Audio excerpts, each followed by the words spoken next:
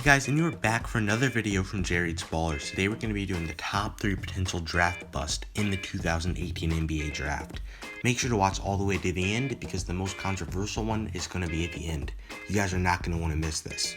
So, when talking about draft busts, you may think of guys like Micheal Beasley, who for instance was great at Kansas State, was touted as an amazing scorer, and a guy who could even defend at the Nets level. As we all know though, that didn't turn out.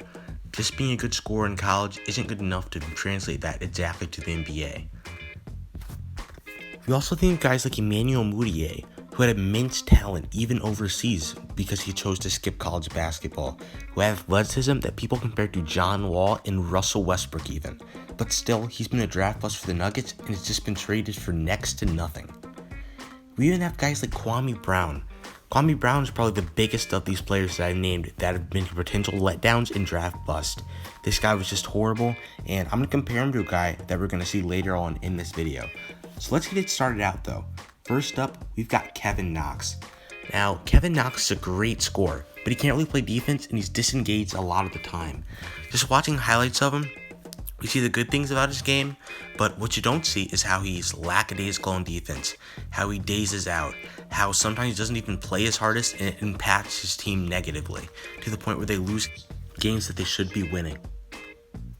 Now, we're going to move into a player who I think may have been the worst pick in this year's draft. At number 13, we have Jerome Robinson.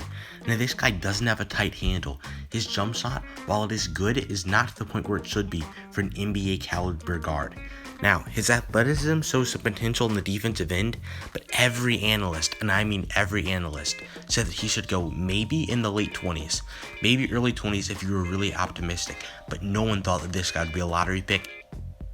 Now we're going to move into probably the most controversial person in this video, Deandre Ayton. In high school, this guy was called tall for nothing. He was called tall for nothing because he played no defense, number one, which was probably his biggest concern coming out of college.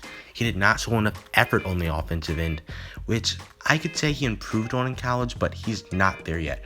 And as we know, for big men in the NBA today, you have to be able to guard the rim. The most efficient shots and the most frequently taken shots in the NBA now are the three-pointer and easy layups. And if your center is just letting easy layups go, your team is going to have a hard time winning. So it's because of his effort on the defensive end of the floor and his effort all around in his game that I think Deandre Ayton will actually be a bust in this draft. Now, guys, please make sure to like, subscribe, and share this video so that we can keep on making videos like this for you NBA fans. I really enjoy making them, but if I'm not getting really the likes or subscribes or anything like that, I don't really know what content is good and what you guys are responding to. Thanks.